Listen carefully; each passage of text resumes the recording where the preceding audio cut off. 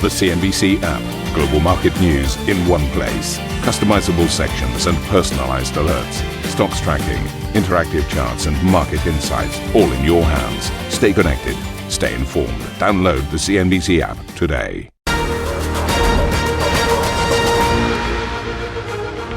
Welcome to Squawk Box. I'm Karen Cho with Arabile Gamede. These are your headlines.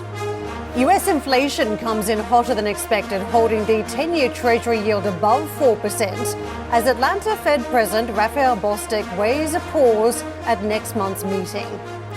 Elon Musk unveils Tesla's long-awaited Cybercab, eyeing a 2026 production date, but early market indications point to potential skepticism in the reaction. Chinese stocks take another turn for the worse, with the Shenzhen Composite nursing losses of almost 15% for the week, heading into tomorrow's Finance Ministry press conference. And France details its 2025 budget, announcing 60 billion euros worth of tax hikes and spending cuts as the new government aims to tackle the country's spiraling deficit.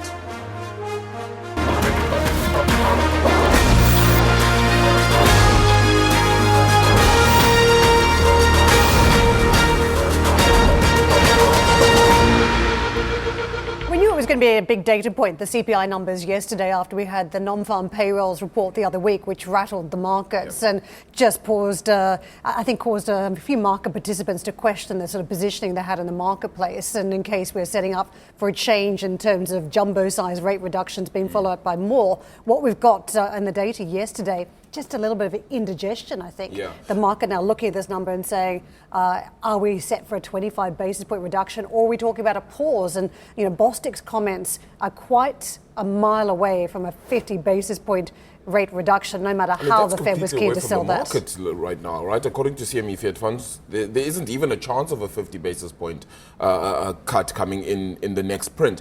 I think for me, my big question mark was, how much did this print actually matter? And I know it's important, but does it actually matter? Only because the Fed has moved so far away now, already having said that they're keenly focused on that jobs market. So was it more about the initial jobless claims data which came out, or was it really about the CPI print that came out a little bit stickier than the market had anticipated around the edges? So is it more about this, which also blew out in terms of coming in a little bit hotter than anticipated?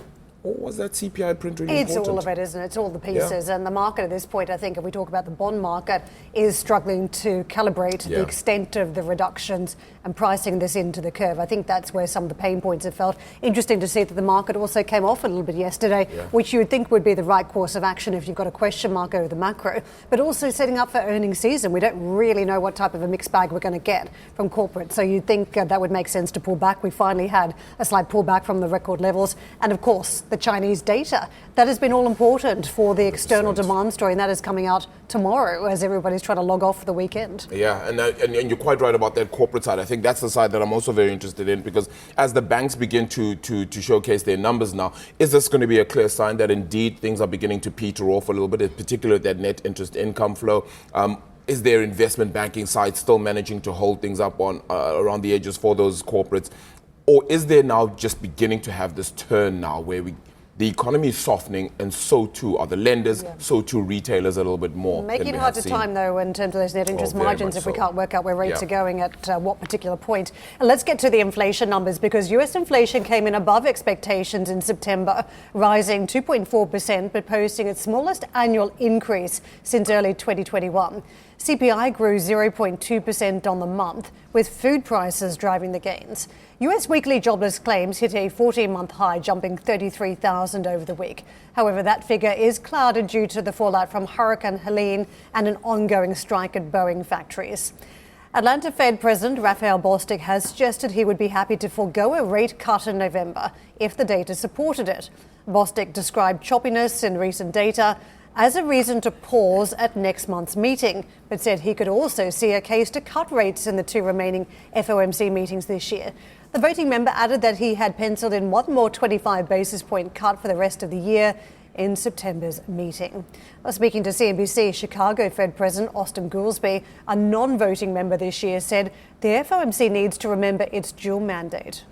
We've gone through a long period where we had almost exclusive attention to to the inflation side of the mandate because we had to. Inflation was way higher than the target, and the job market was white hot and extremely strong. And we've shifted now to a more normal environment, a balanced risk environment, where we got to think about both sides of the mandate. So as Karen said, it was a lot of digestion of the data then coming through yesterday. What does it actually mean when it comes to those Fed rate cuts? What's the future ultimately looking like? And how do you pair up for the remainder of the year then when it comes to the equity markets? Right now then, no real direction from the market, but you are seeing a negative session. The first in three, and actually the market is moving slightly higher as well for the week. But again, clearly showing that there is still this increased volatility. I'm not really sure where the market is certainly headed. The big question mark is going to be about rates. Speaking of rates, Treasuries, of course, another day still above that 4% mark then for the 10-year yield actually as well. So you're seeing it actually move into that direction, 4.12 in fact at some point. So past that 4.10 mark after Atlanta Fed President then Raphael Bostic suggested his openness to pausing when it comes to that rate cut then coming through in November. So what does that mean overall? As you can see there, that mark, 4.06 now for that 10-year Treasury yield. On the Asian market front here, this one is mostly higher than breaking a little bit from what we saw out of Wall Street in that overnight session. But it is the Chinese market that we'll really look at there. The Shanghai Composite down 1.6% across the week. Some more weakness as well. The Shenzhen Composite actually also getting a bit of a hit as well then today. Perhaps that fading of the market stimulus as well that has come through. But let's remember that we do have eyes on that much anticipated fiscal stimulus meeting then from Beijing. That's set to happen this week. Here are your greater Chinese markets then as well. There's the Shenzhen Composite then for the week, nearly 15% down. As I said, a little bit more than of that stimulus-fueled rally continuing to lose steam here with the Hang Seng Index also 6.5% weaker so far this morning. Karen? Thank you very much, Arabile. Let's push on to some of those US futures. A quick look at what we're seeing ahead of the trading day. It looks somewhat flat, doesn't it? Not a lot of action at this hour. So cautious old approach as we look to close out the trading week. Wall Street banks set to kick off this quarter's earnings season. JP Morgan and Wells Fargo report later today, with Goldman Sachs, Morgan Stanley and Bank of America all following early next week. Earnings are seen falling at both JP Morgan and Wells Fargo, with JP Morgan expected to see a double-digit decline on the year. That expected decline is driven by concerns around net interest income, which has fallen in recent quarters amid competition for savers' deposits and weaker loan growth. More declines are expected this quarter, with investors also closely watching for any guidance for what lower Fed rates could mean for the sector. JP Morgan shares fell in mid-September after COO and President Daniel Pinto added to concerns around the NII outlook, saying market expectations at that point for 2025 were, quote, not very reasonable. Leslie Picker spoke to Pinto earlier this week ahead of bank's earnings release and asked if investor expectations have now caught up with reality. The reason why we passed that message to the market because we saw that the analysts were a bit too optimistic on what to expect based on what the rate curve was showing at the time. So I think that deposits have stabilized too. So, but we saw that NII at the time was a bit too high in their expectations. So now they have adjusted some of it. So you think that the expectations are now more acceptable? They are more reasonable in line with what we have, what I mentioned at Barclays, yeah. Let's take a look at some of the positioning we've seen in the banks ahead of the earnings release this week. And you can see it's been a fairly flat trade. The investor community waiting it up for the detail, as you can see, based on some of this action over the course of the trading week and over the course of yesterday. In terms of what we are seeing, let's get to Don Nesbitt, who is Senior Portfolio Manager, FM Investments. Don, the market closely eyeing the devil in the detail from these banks. It gives us a macro picture, tells us about the health of consumers and businesses, but also what the banks themselves look like after what has been a slight pickup in M&A activity. What are you watching closely? Yeah, I think you've hit a lot of the key points there, Karen. Obviously, JP Morgan and Wells Fargo are going to be reporting later today. Two very different banks. I mean, JP Morgan is a fortress balance sheet, high quality name. I think they're, if you talked here about looking at their net interest income and net interest margins. A little bit of pressure there, expected to kind of fall off a little bit.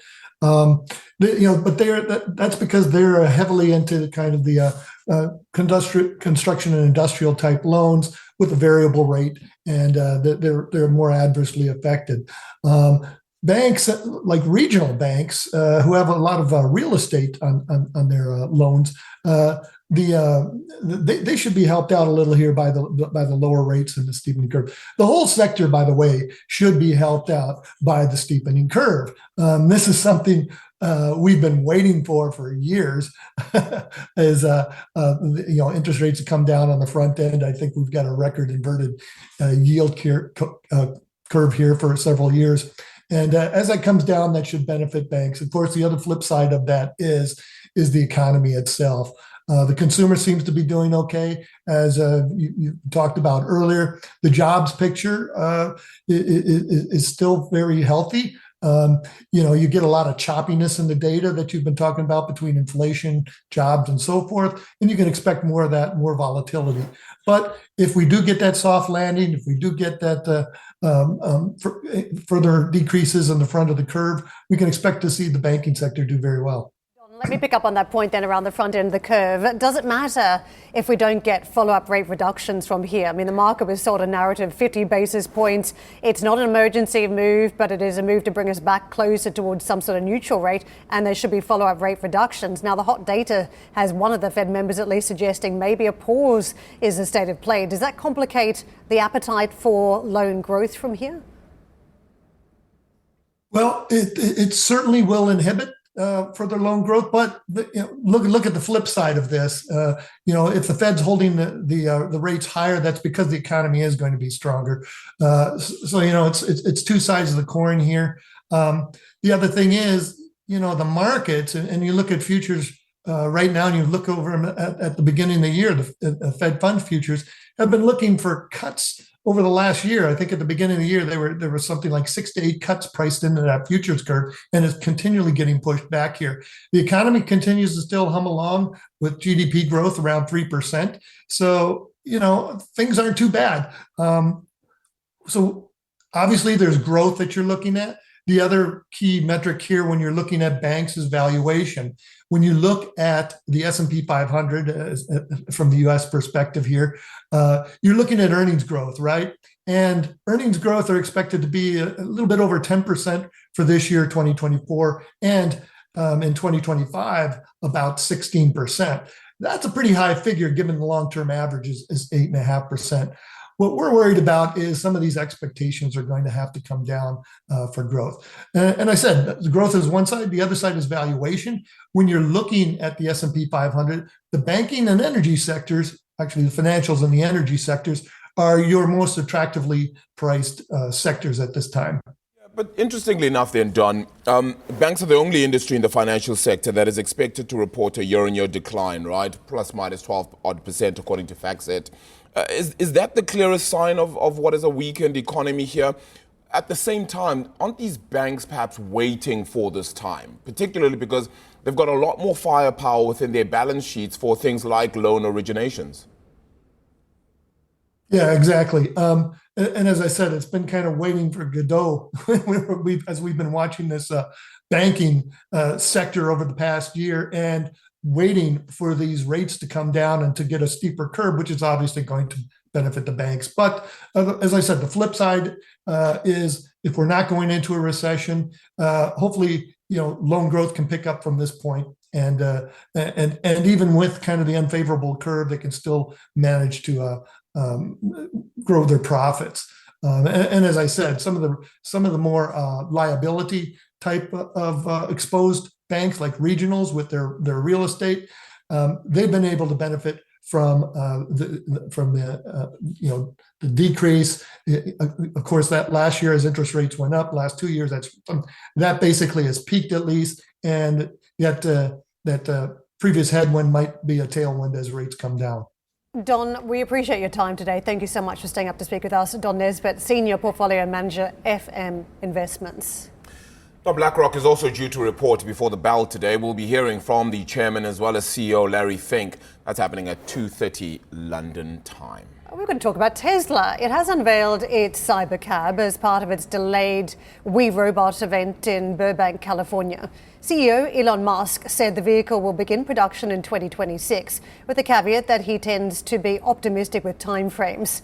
Musk says the vehicle will be fully autonomous and will do away with pedals and a steering wheel, one day costing as little as 20 cents per mile to operate. At the event, a member of the audience asked Musk about sales. The cost of Cybercab, we think probably over time, from the operating cost is probably going to be around 20 cents a mile. And price, including taxes and everything else, probably ends up being 30 or 40 cents a mile. So yes, and you will be able to buy one.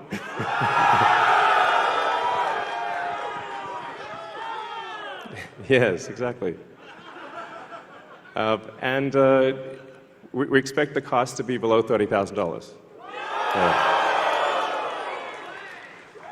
And I think there'll be an interesting, business model where, like, let's say somebody is an, Uber or Lyft driver today, where they can actually sort of manage a fleet of cars, and manage, 10, 20 cars, and just sort of, take care of them like a shepherd tends their flock. You have your flock of cars, and you're the shepherd, and you take care of your flock of cars. I think that'd be pretty cool. I think it's going to be a glorious future. Musk also unveiled a larger robo-van which carries up to 20 people and showed off the company's Optimus robot. Musk says pricing on the robot will fall below that of cars in the long term and described it as the biggest product ever of any kind. Tesla stock is currently trading in the red on brokerage firm Robinhood after initial positive moves in the early stages of the event, which started at 10 p.m. Eastern Time. The stock closed the extended Wall Street session slightly higher. So a massive product launch, the biggest one we've had in years, and the aim here is to steer Tesla in a new direction. We thought it would be towards some sort of mass market, low-cost vehicle and EVs, but it's mass market of a different type and in the robo space. To me, it matters where the starting point is here because there are competitors in the space with greater technology. I mean, in gaming terms, they don't have the self-driving technology just yet. They're only at level 2. Rivals like Waymo are at level 4. So perhaps Super Mario is needed to gear up to get to a better level of technology here and better stage on the gaming stakes. So they're not there yet. And the time frame could matter, 2026. If, we just saw Musk poking fun at himself on missing deadlines. Is it 2026? Is it 27? Is it a different time frame? So coming to market will be key, but also what they come to market with. And what jumps out to me is that this is a 2-seater. How useful is that? So if you're buying 100%. One of these cars, it's real estate for you to put on the roads, but potentially something you also use for your own family and for friends in getting around. How useful is a 2-seater cab that is still costing you a fair amount of money, even if you are getting returns back? So is it the right offering to the market? At 30,000 US, your question is, I think, absolutely valid still, because yes, it becomes lower cost, but per seat, does it really then at that stage, right? So that's going to be interesting to kind of get a sense of as well. I heard a very interesting comment where somebody said Elon Musk is one of those people you take seriously but not literally, and that I think for me is just based off of the timelines that he puts forward. Right, you take him seriously that this thing is something he's working on. It's something that he's going to put forward. It's actually already done in many ways. Just don't take it literally because it may not happen within the timeline that he then puts forward. And I mean, we've just seen it even with this event being delayed for this long. So then how do you price this in to Tesla now? Do you stay long Tesla because of something like this and say, well, I'm staying on the horizon. Does this justify its current valuation, or does it give a sense of, well, maybe not. We'll see at a later stage. Well, the stock itself has taken off by itself, driving itself forward in the last number of months. Full self-driving stock. Exactly, since the announcement in April that this was coming. So you've seen the stock take off. Yeah. What's interesting is you're right about where he's going in the direction, because this is a sector disruptor, isn't it? I mean, the likes of Uber that has had tons of cars on the road with drivers, and we know those expenses have been going up. Suddenly you take out the driver, you change the proposition on the road. It is disruptive. But is the end result going to be that Musk is the winner in this space, or is some other competitor going to do it better and come quickly with competition? For me, that's key. The other point, just to bookend this, distractions if it's a Trump presidency. We know he's meant to be part of any future administration if Trump wins. He's got so many disruptions. There's so many other companies and stuff that he's running through as well. Now, as you said, aiding the president even just across his campaign trail. Will the marketplace take him seriously in disruptive technology like this? Will they trust him? And will he have too much on his plate if that's the administration we're talking about? Yeah, I also think there's something concerning about no steering wheel. I just want to see the car turn, just even if it doesn't mean I'm controlling. Oh, you control freak, you. I am, probably. Anyway, coming up on the show, French Prime Minister Michel Barnier unveils a belt-tightening budget. Charlotte joins us with the details next. Plus, AMD unveiling its rival to NVIDIA's Blackwell chip as it looks to tap into the lucrative AI market. We'll bring you the details of that next. And later this hour, we'll be hearing from the CEO of Zealand Pharma as the Danish biotech company develops its own weight loss drug, a contentious competition-filled space then. Let's unpack that for you. This is you watching Squawk Box Europe.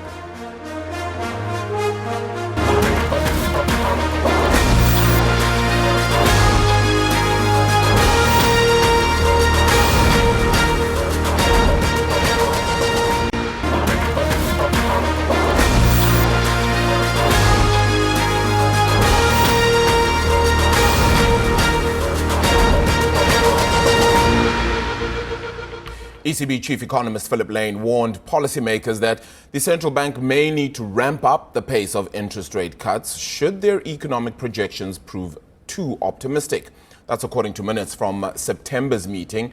The ECB lowered rates by 25 basis points last month and is expected to cut rates at its next meeting in Slovenia. Inflation across the Eurozone fell to 1.8% in September, coming in below the ECB's 2% target. Well, France's new government has unveiled a slew of budget cuts and tax hikes totaling around 60 billion euros as it looks to rein in its fiscal deficit. Charlotte is here with more. Charlotte, talk us through the shock therapy coming from the French side. The job that no one wanted, try to balance the books when it comes to France, and that's the job of the Antoine Armand, the new economy minister, of course part of the new government under Michel Barnier. So a very tricky exercise there, and of course we heard from Barnier just a few days ago when he was making his first speech to Parliament how he wants to tackle, of course, the public finances, one of the priorities of his government. And speaking yesterday, Antoine Armand said that the public debt of France is colossal. Car si l'économie française résiste, je le disais. While France's economy is holding up, our public debt is colossal. After 50 years of unbalanced budgets, because of public spending increasing every year for decades, sometimes for good reasons, our debt will reach 3.3 trillion euros in 2024, so 113% of GDP. This debt is not only a financial issue, it's also a political issue that concerns us all. So as part of this effort, of course, they want to reduce the deficit. There will be more than 6% this year. They want to bring it back to 5% next year and finally to 3% by 29 instead of 27, as previously announced by the previous government. And so they want to save 60 billion euros for next year in spending cuts and tax hikes. So to go through the multiple measures that were announced yesterday, they talk about 2,000 less civil servants, cutting foreign aid, cutting green subsidies, particularly also on EVs, because it has some big subsidies there to make people buy some new electric cars. When it comes to companies and business, as they had announced previously, they put a new temporary corporate tax on the largest companies. So the ones that have a turnover of more than 1 billion euros, they said about 440 companies will be affected there. That should raise about 8 billion euros for next year. They mentioned a tax on share buybacks, a new tax on the wealthiest individuals, the one that earned £250,000 a year. And there's other measures. So they haven't gone into the very big details of it, but they want a new tax on airplane tickets, for example, a new tax on private jet use, a new tax on electricity as well. Two measures that have announced that are quite politically risky is a pension indexation on inflation that has been pushed into the middle of next year, and that's politically very tricky. That's one measure that the Rassemblement National far right said, this is a red line for us, and we know this government depends on the Rassemblement National to not fall, as we saw in the vote of no confidence earlier this year. Thank you for listening to Squawk Box Europe Express. For more market-moving news, you can head to CNBC.com. Or join us again on the show with Steve Sedgwick, Karen Cho, and myself, Arabi Lekumete, weekdays on CNBC.